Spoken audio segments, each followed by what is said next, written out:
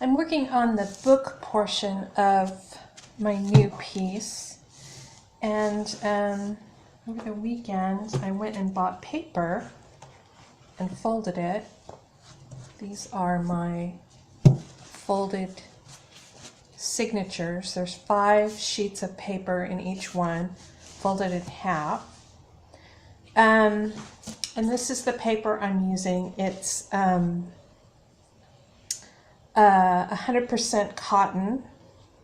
You can see right there, resume paper. So now I have my work station covered up with several layers of cardboard, and you can see that my template is already punched because I've already punched one signature. What I'm doing is opening these up and lining up my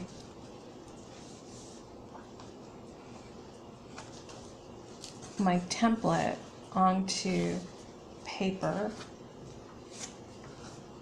and then I'm using my awl to punch holes right along the fold, and I'm punching into the cardboard, and that gives me a line of holes right along the fold that will allow me to stitch. This isn't really the neatest job of hole punching that I could do, but so little of this book is going to show. It's not going to be, you're not going to be able to open the book or flip through the pages. It's going to be pretty much glued in place and glued open.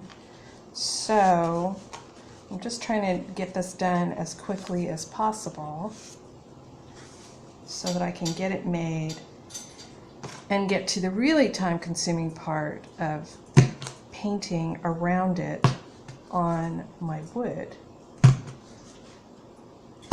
So I have 20 of these to do. I'm just going to be a hole punching fool for a couple of hours until I get this all done and get the signatures stitched onto a band. So that's kind of what it looks like. The holes are all right in a line so that I can stitch this piece together. Before I lose the light in my workspace, this is how far I got today. This is a really messy stitch job, but it went together very quickly. So, and all of this is going to be hidden. It's a little splayed out right now because I've been cutting the heart shape using this template. And I've been doing it one set of 4 signatures at a time because that's how I stitched them. And that way I can just slide them up away from the rest of the book and then lay them flat and cut. And then when I move on to the next one, I can slide this one out a little bit and then slide this one down and cut.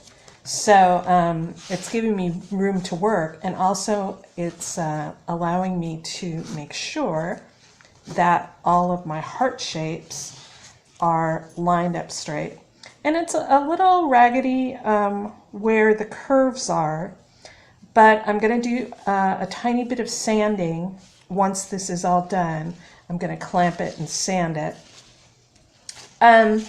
And then I'm not going to worry about the fact that it's a little raggedy because I think I'm going to be going for kind of an old book look when it's all done. So, you know, a little dog-chewed edge is not a bad thing here. If I were making this for like a book for sale, well, I wouldn't, because cutting curves is murder. It's really hard on my hands. I'm not good at it. I don't have a bandsaw, so I don't have the option of clamping this between wood and cutting it with a saw. So I probably wouldn't make this for sale. This is something that I'm only trying because it's the perfect shape for the piece that I'm doing. But I'm going to knock off for today. My hands hurt from doing this through this much paper, so I think I'm going to do the rest of it tomorrow and the next day, and then I'll work on covers.